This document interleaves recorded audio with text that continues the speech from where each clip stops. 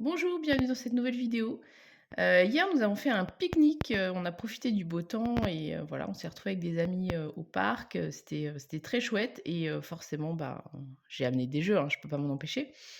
Donc voilà, je me suis dit que c'était une occasion pour, vous présenter, plein de petits jeux, je trouve qu'ils sont très sympas. Et puis voir avec vous, si vous aussi vous avez, des, sorties de prévues, des petits pique-niques et cetera, que vous n'avez pas trop de petits jeux, vous savez pas forcément quoi prendre. Voilà, je vous présente une petite sélection, de jeux que je trouve qui sont parfaits pour, justement, bah, des pique-niques, donc avec pas forcément de table, parce que ça va être vraiment une contrainte. On imagine qu'on joue, dans l'herbe, voilà, donc je vous propose, une petite sélection. Alors déjà, tout bêtement, ben, le bon vieux classique, jeu de cartes, voilà, il est, bon, c'est pas le plus beau, mais on voit qu'il a servi, pour, se faire, bah, je sais pas, n'importe quel jeu de cartes, traditionnel, c'est très efficace. Il y a, l'incontournable Skyjo, donc moi, il est dans une boîte, action récupération parce que, la boîte a été, complètement abîmée.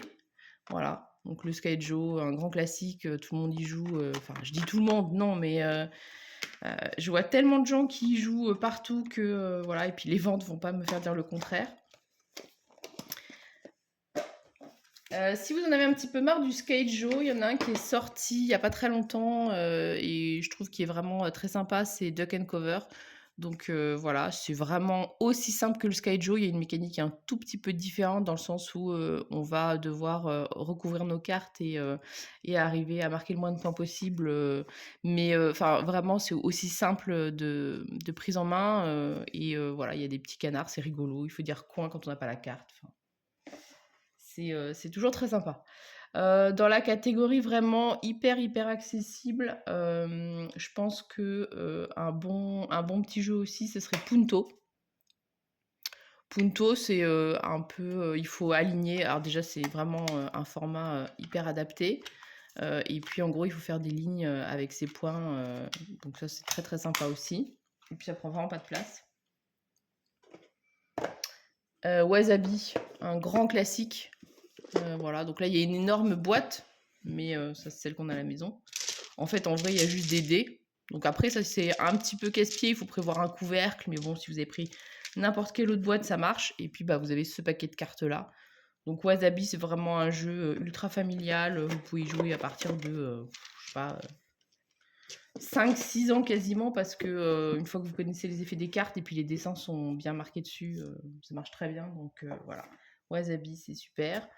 Si ce qui prend pareil, hyper, familial, enfin voilà, c'est pas un jeu qui est très compliqué, on peut y jouer, jusqu'à 10, voilà, il faut, avoir le moins de points possible et puis, faire attention aux petites cornes qui sont sur, je vous présente pas, spécialement les jeux, hein, voilà, si c'est des jeux qui vous intéressent, vous pouvez regarder sur le net, il y a plein de détails ou même, enfin, c'est vraiment des jeux qui sont simples d'accès, tout cela, donc vous regardez, la fiche sur n'importe quel site marchand et vous voyez la mécanique en 2 secondes. Un jeu que j'aime beaucoup aussi, c'est, Salade de points. C'est un petit jeu de collection où en gros on va récupérer des légumes et puis il faut faire, le plus de points possible.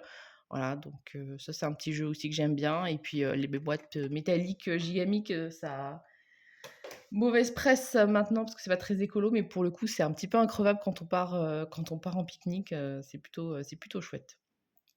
Un grand classique aussi, même si moi je suis pas du tout fan, c'est, le loup-garou. Donc ça, c'est le loup-garou, normal, mais par contre, ça se joue à partir de 8 et ça peut se jouer en vraiment très grand groupe. Et puis, ça, c'est une version, loup-garou pour une nuit, donc c'est à partir de 3. C'est un tout petit peu différent, mais c'est vraiment les mêmes principes. Le principe du loup-garou, si vous connaissez pas, c'est que c'est des identités cachées, en fait. Et donc, on est soit du côté des villageois, soit du côté des loups-garous et on s'élimine, donc il faut fermer les yeux, le village s'endort, on se réveille et puis il faut désigner, celui qu'on pense être le loup et cetera. Enfin bref. C'est un petit jeu d'ambiance sympa. En général, les enfants, les jeunes apprécient beaucoup, moi je suis pas hyper fan mais voilà, ça marche bien en pique-nique. J'ai pas sorti, je pense que c'est les grands qui doivent l'avoir, c'est Love Letter aussi, dont ça m'y a fait penser. dans le style, comme ça, identité cachée et puis, truc qui marche bien. Ensuite, qu'est-ce que je voulais vous montrer? Alors après, c'est un tout petit peu plus expert, on va dire, c'est pas les jeux avec qui vous allez sortir, avec forcément tout le monde. On va dire qu'on monte un tout petit peu d'un cran, mais ça reste quand même très abordable. Vous avez, bah, Trio. Bon, je pense que je présente pas Trio, hein, As d'or l'année dernière. Un petit jeu de cartes très sympa, de 3 à 6 où il faut, bah, faire des trios de cartes, et puis, voilà, c'est un petit jeu de mémoire, mais pas que, il faut aussi, avoir un petit peu de chance et voilà. En tout cas, c'est un jeu qui est, facile, d'accès et puis, qui prend pas beaucoup de place.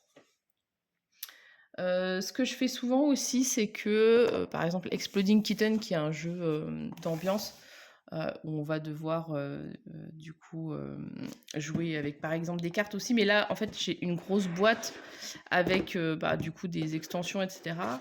Alors n'hésitez pas aussi à sleever vos cartes, ou en tout cas à emporter quelques sleeves s'il y en a qui sont un petit peu fragiles parce que, voilà, il peut y avoir des petits accidents, ça m'est déjà arrivé sur certains jeux et du coup, voilà. Donc là, c'est parce qu'il y a beaucoup d'extensions, vous prenez juste le jeu de base. Moi, j'ai des boîtes comme ça, pareil, Action ou n'importe quel magasin, et du coup, vous pouvez loger souvent, bah, plusieurs jeux, Moi, souvent, je mets aussi un jeu dans un autre jeu. Ça me dérange pas si la boîte, ça rentre, comme ça cale. Là, par exemple, c'est pas très calé parce que c'est un peu en bas, mais ce serait en haut, ce serait nettement mieux. Donc Exploding Kitten aussi, c'est un jeu rigolo, d'ambiance, où on va se faire un petit peu des crasses, et puis il faut essayer de pas exploser, donc ça, c'est un jeu que j'aime bien aussi. Hop là. Sea Salt and Paper aussi, un jeu très sympa, où il va falloir, faire, des collections, il y a des petits effets de cartes, donc voilà. Après, il y a plein de jeux de cartes qui sont, vraiment, très adaptés, je trouve, pour, le format emporter, pique-nique. C'est après en fonction de vos goûts aussi de mécanique puisque, bah, donc vous avez, Sea Salt and Paper. Vous avez, un jeu que j'aime bien aussi, Onyx, où là, c'est plus de la collection de cartes. En fait, il va falloir faire des collections avec ces petites cartes, on en a au centre de la table et puis on peut voler des cartes aux autres et cetera. Il faut arriver à faire le plus de points possible à la fin.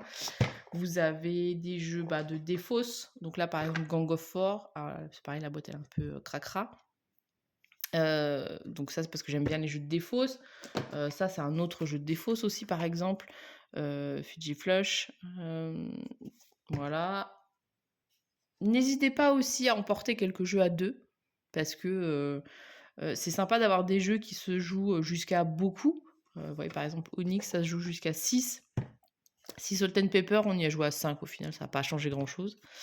Vous avez Skull King aussi, qui est très sympa. C'est un jeu de plis, complètement bordélique, dans le sens où il faut qu'on prenne des paris sur nos plis et on n'a pas forcément envie de faire des plis. On peut aussi marquer des points juste parce qu'on a décidé de pas faire de plis, mais il faut juste, bah, respecter son contrat et son pari. Donc voilà, ça peut y jouer jusqu'à 8, donc c'est un gros bazar, mais c'est très sympa aussi. Donc voilà, en fonction de la mécanique que vous avez envie de garder derrière ou enfin, plus que la mécanique, mais si vous savez que c'est des gens qui aiment bien, jouer aux jeux de plis, à la belote et tout ça ou au tarot, bah, vous allez plutôt leur proposer un Skull King, parce que, ben, voilà, un jeu de collection, c'est un peu un autre style. Après, ça peut être sympa de leur montrer justement d'autres styles de jeux, mais voilà, en première approche, si vous partez avec quelque chose qu'ils ont tendance à connaître en juste en faisant une petite variante, ça peut être, plus facile, d'accès.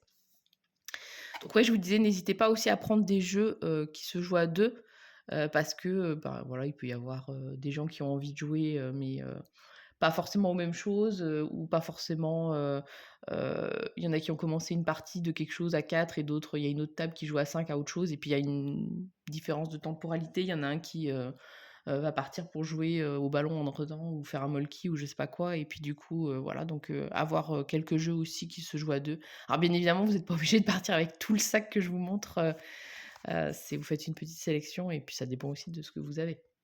Mais même moi qui ai tout ça, je n'amène pas tout ça, je vous rassure quand je pars en pique-nique. Gang of Kyoto, ça c'est un petit jeu, que j'ai découvert il y a pas très longtemps aussi, qui est, rigolo. En fait, c'est un principe de blackjack. En fait, on va se distribuer des cartes, face cachée et puis, enfin, elles sont face cachée, on se les distribue au fur et à mesure, mais du coup, il faut pas qu'on ait trop de points, sinon on va exploser, donc voilà le principe, du blackjack. Et puis, Cubosaur, qui est un petit jeu de collection aussi de dinosaures. Il faut, avoir le plus de points possible à la fin.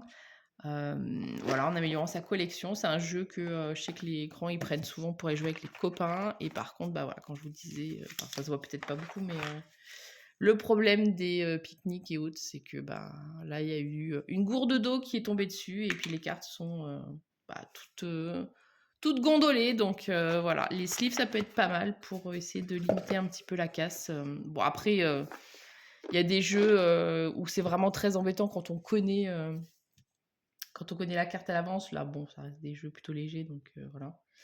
Mais faites attention à ça. J'aime bien aussi en collection Écosystème Savane. Donc là, il va falloir construire son tableau, donc ça prend un tout petit peu plus de place. Mais bon, ça peut être gérable. Faites attention aussi au vent quand vous êtes pour le coup en extérieur. Présage, moi j'aime beaucoup. C'est un jeu de défausse aussi en équipe. Voilà, donc il est sorti il y a pas longtemps. Ça se joue à 4, à 5, à 6. C'est vraiment, très cool quand on fait, 4 et 6 parce que du coup ça fait des en fait on est en équipe. Voilà, j'ai pas testé à 5 mais bon, il y a pas de raison que ça marche pas. Et puis, voilà, donc il faut se débarrasser de ces cartes et il y a des effets, au niveau des cartes. Heu, voilà, donc par défaut, c'est celle qui remporte le pli, mais on peut aussi avoir, d'autres, mécaniques de défausse de cartes, donc c'est un jeu que je trouve très sympa aussi. Je l'ai mis à l'envers, c'est pas grave. Loose, un jeu de pli, que j'aime beaucoup aussi, qui est, décidément ils sont tous à l'envers, où en fait on va on aura nos cartes, mais en fait sans les voir, elles sont rangées par couleur et du coup on fait des estimations. Donc c'est un peu comme le Skull King, on va devoir parier sur les plis qu'on va faire, mais en plus on connaît pas trop ces cartes. On essaye de deviner par rapport aux cartes des autres, mais il y a toujours des cartes qui sont pas distribuées, donc on n'est pas non plus sûr. Donc voilà, on est en train de regarder les autres de côté en se disant, «Ah, j'ai joué ça, il me regarde bizarrement», donc voilà, moi j'aime beaucoup. Après, c'est pas un jeu que je sors hyper souvent parce que, j'ai pas forcément toujours le public pour, mais voilà. Et puis, un petit jeu aussi, Pina Colada Dice. Donc là, c'est avec des dés et puis, on a des petits puits en forme de cocktail et il faut, lancer des dés. Donc là, bah, il faut juste prendre une boîte, en fait, quand c'est comme ça et puis vous servez du couvercle après pour lancer vos dés, pour, tous les autres jeux, c'est pas très grave. Et puis, bah, s'il y a de la place un petit peu dans le jeu aussi, vous pouvez en mettre un autre dans un autre. Moi, j'aime bien faire ça. Et donc il faut, bah, lancer ses dés et puis ensuite on va pouvoir, poser ses dés sur les combinaisons qu'on a sur des emplacements pour gagner des points et puis, voilà, celui qui a le plus de points gagne et puis sinon il y a aussi un système où, un peu comme un morpion, si on arrive à aligner nos pions, ça par exemple à faire les 4 objectifs en diagonale ou les 4 objectifs comme ça, eh bien on a gagné aussi donc voilà, il y a une petite course, en fonction des objectifs, qui est, très sympa. Et puis, bah, vous avez toute la gamme des micro-games. Donc moi, j'ai celui-là, Strobopolis, qui est un jeu de placement où il faut respecter des conditions pour faire des quartiers, et cetera. Et puis, il y a des points en fonction de nos agencements. Mais il y en a plein dans la gamme et le format vraiment est très pratique puisque c'est des petits jeux de cartes qui s'emportent partout, voilà, avec des règles qui sont euh, plutôt simples d'accès et qui permettent de faire jouer, souvent, ben, pas mal de personnes facilement, alors il y a une gamme, pour solo, une gamme où c'est, vraiment, bah, là, par exemple, c'est de 1 à 4, voilà, donc regardez comment dire? La petite pochette, c'est indiqué, le nombre de joueurs, mais voilà. Donc je vous ai présenté, bah, moi, tous les jeux que j'aime bien pour emmener. Je conseille d'en prendre, on va dire, suivant la place que vous avez et puis, moi je dirais, j'en prends au moins 5-6 histoire d'avoir quand même un petit panel, avec des mécaniques un petit peu différentes, avec, bah, du coup, entre, le truc vraiment enfin, je sais pas, par exemple, moi, Sea Salt and Paper, c'est un truc, qu'on peut sortir, avec tout le monde, tout le temps. On avait pris, par exemple, Skull King aussi, et puis, bah, Trio marche très, très bien aussi avec tout le monde. Franchement, bah, voilà, c'est pas pour rien qu'il a eu, Qu'il a eu l'As d'or, je n'ai pas Odin parce que j'ai plusieurs jeux de défausse, mais Odin, marche aussi très, très bien, parce qu'il se joue quand même facilement. Hem, voilà. En tout cas, je vous recommande d'emmener des jeux pour vos pique-niques. C'est très sympa et puis on passe un bon moment, ça prend pas beaucoup de place. Il y en a plein qui sont, hyper faciles à sortir et puis voilà, qui vous feront passer un bon moment et puis, qui feront peut-être découvrir, plein de jeux à vos amis, qui sont peut-être un petit peu moins joueurs. Allez, à vous de jouer!